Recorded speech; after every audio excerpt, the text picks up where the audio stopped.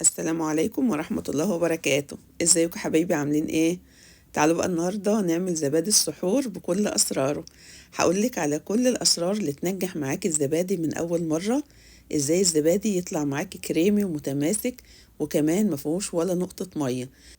هنعمل الزبادي السادة وكمان زبادي بالفراولة من غير فرن ومن غير مكنة زبادي. يلا نبدأ الفيديو بتاعنا، بس بفكرك باللايك والشير الكتير وكمان الاشتراك في القناة. هنقول بسم الله الرحمن الرحيم.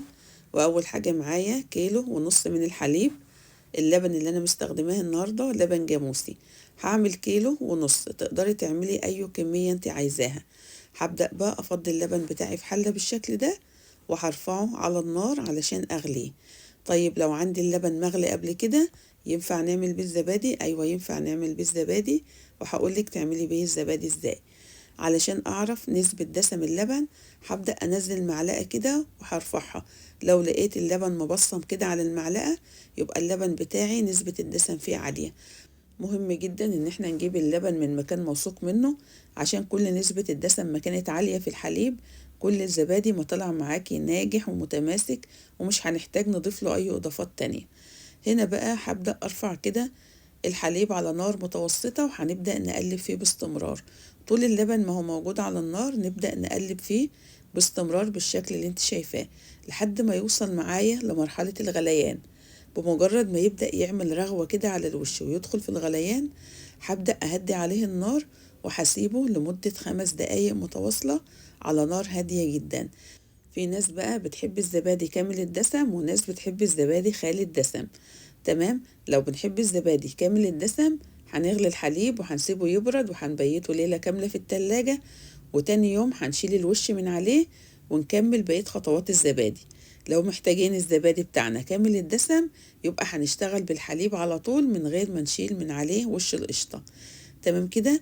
عندي كده الحليب بتاعي بعد ما دخل في الغليان وهديت عليه النار خالص وسبته كمان 5 دقايق، بدأت أرفعه بقى من على النار، وهنبدأ نبرد في اللبن بتاعنا لحد ما نخفض بقى درجة الحرارة ونوصلها لدرجة حرارة 35. يعني اللبن بتاعنا يكون دافي كده زي دمع العين. تعالوا بقى نعمل عملية بسطرة للبن. هجيب حلة كده فيها مية متلجة وهنزل فيها حلة اللبن، وهبدأ برضو أقلب باستمرار لحد درجة الحرارة ما تنزل معايا ل35. ببدأ أجس اللبن بقى كده بصبعي، لو لقيت إن خلاص اللبن وصل معايا للمرحلة اللي أنا عايزاها كده خلاص هنبدأ نشتغل فيه. تعالوا بقى هنا هبدأ أخد جزء كده من اللبن وهنزله في كوباية وهنزل عليه بمعلقتين كبار من الزبادي أو البادئ. خميرة الزبادي اللي هنشتغل بيها النهاردة زبادي بلدي، بلاش الزبادي بتاع الشركات، هنشتغل بزبادي بلدي. وهنضيف كمان معلقتين صغيرين من السكر. يعني لكل كيلو من اللبن بنضيف معلقة كبيرة من الزبادي ومعلقة صغيرة من السكر. هبدأ بقى أقلب كده كويس بالمضرب اليدوي، وهنرجع نرد بقى كمية الحليب اللي دوبنا معاها السكر والزبادي على كمية الحليب اللي باقية في الحلة. وعلشان أضمن كمان إن اللبن بتاعي مفيهوش أي تكتلات من الزبادي ببدأ أصفيه، وهبدأ بقى أقلبه تاني في اتجاه واحد بالشكل ده. وعشان هنعمل جزء بالفراولة وجزء سادة هبدأ أنقص كده جزء اللي أنا هشتغل بيه الزبادي السادة، وهخلي بقى جزء للزبادي اللي هنضيف عليه نكهة الفراولة.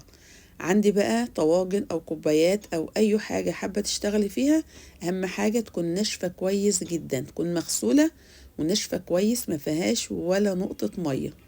وهبدأ أوزع بقى كمية الحليب في الطواجن بالشكل ده. وتعالوا بقى نبدأ نعمل الزبادي اللي بالفراولة. هبدأ اخد بقية كمية اللبن اللي موجودة معايا، وهنبدأ بقى نضيف عليها اي نكهة فراولة انت عايزاها. ممكن نضيف جيلي فراولة، عملت السنة اللي فاتت بجيلي الفراولة وكان اكتر من تحفة. هسيب لكم لينك الفيديو في اول تعليق مثبت. ممكن كمان نضيف شربات الفراولة اللي هو الفتراك، حلوة قوي برضو في عمايل الزبادي بالفراولة. النهاردة انا عندي صوص فراولة، صوص الفراولة ده اللي بحشي بيه التورت، فهستخدمه النهاردة مع الزبادي، وبصراحة برضو عطى طعم حلو جدا. مش هكتر، انا هاخد بس معلقتين بالشكل ده وهبدأ ادوبهم كويس بس كده. وهنا كده اصبح عندي زبادي بالفراولة. هبدأ بقى برضو اوزعه في الكوبايات، برضو الكوبايات تكون مغسولة وناشفة كويس قوي.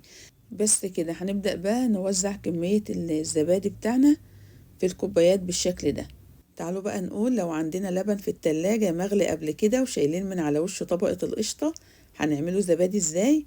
عادي خالص، هناخد اللبن بتاعنا نرفعه على النار لحد ما يدفى بس كده يبقى زي دمع العين بالظبط، وهنضيف له باقي الإضافات وهنكمل بنفس الطريقة بالظبط. تمام. تعالوا هنا بقى هنبدأ نجيب مية سخنة، مية سخنة مش مية مغلية. تمام. وهبدأ أنزل كده بكمية مية يعني أقل من ربع، يعني تكون كده واصلة لأقل من ربع كوباية بس كده، عشان بقى الزبادي بتاعنا ما يبقاش موجود على وشه ولا نقطة مية. طبعا المية السخنة اللي احنا ضفناها دي هتتكثف وهتعمل بخار، والبخار ده هيبقى موجود على وش الكوبايات بتاعتنا، واحنا مش عايزين كوبايات الزبادي بتاعتنا يكون عليها اي مية. هبدأ بقى اجيب فوطة فايبر بالشكل ده، وهبدأ اغطي بيها كده كمية الكوبايات اللي موجودة عندي، وفوقيها هبدأ أغطي بكيس وهسيبها لمدة 6 ساعات على رخامة المطبخ بالشكل ده. مش هدخلها فرن ولا حاجة، زي ما هي موجودة كده على رخامة المطبخ لمدة 6 ساعات كاملين. طبعا لما اجي اشيل الفوطة هشيل الفوطة بالراحة جدا، عشان الفوطة هتكون شاربة كل كمية البخار اللي خرج نتاجة المية السخنة. بس كده ده شكل الزبادي بتاعنا بعد ما عدى عليه 6 ساعات على الرخامة. هبدأ بقى أرفعه كده من المية، وهنبدأ نرصه على صينية، وهندخله على التلاجة لمدة ساعتين 3، تبيتي ليلة كاملة على حسب بقى الوقت بتاعك. بس طبعا الزبادي متماسك جدا زي ما انت شايفة، بجد تحفة وما شاء الله، مفيش ولا نقطة مية موجودة على وش الزبادي. لو الكوبايات بقى لها غطيان طبعا هنغطيها، مفيش غطيان بالشكل ده يبقى لازم نغطيها برضو بستريتش كده او بالبلاستيك اللي موجود عندنا. وهبدأ ادخلها التلاجة علشان الزبادي بيكرف اي روايح موجودة في التلاجة. بس كده، وده شكل الزبادي بتاعنا بعد ما دخلته التلاجة لمدة 3 أو 4 ساعات، بقى معانا بالشكل القمر اللي انتوا شايفينه ده. بجد تحفة، جميل جدا. الزبادي كريمي وناعم ومتماسك زي ما انتوا شايفين، واحلى واطعم من اللي احنا بنشتريه من بره بكتير. اعملي الزبادي مرة واحدة في اول رمضان، وخلي عندك الخميرة موجودة طول شهر رمضان. يعني اعملي الزبادي مرة، وكل مرة خلي آخر كوباية اعملي بيها الزبادي اللي بعده، وبكده مش هتحتاجي تشتري زبادي أبدا طول شهر رمضان. طبعا مدة صلاحية الزبادي في التلاجة أسبوع. بس كده، شايفين بقى الجمال والحلاوة؟ بصوا الزبادي كريمي وناعم ومتماسك قد ايه. بجد تحفة، جربوه بالطريقة دي وإن شاء الله هتدعولي. بس كده، وده كان الفيديو بتاعنا النهاردة. كل المقادير هسيبها لكم مكتوبة في صندوق الوصف، وابقوا شوفوها. ما تنسوش اللايك والشير الكتير للفيديو، كمان الاشتراك في القناة. بحبكم في الله، والسلام عليكم ورحمة الله وبركاته. مع السلامة.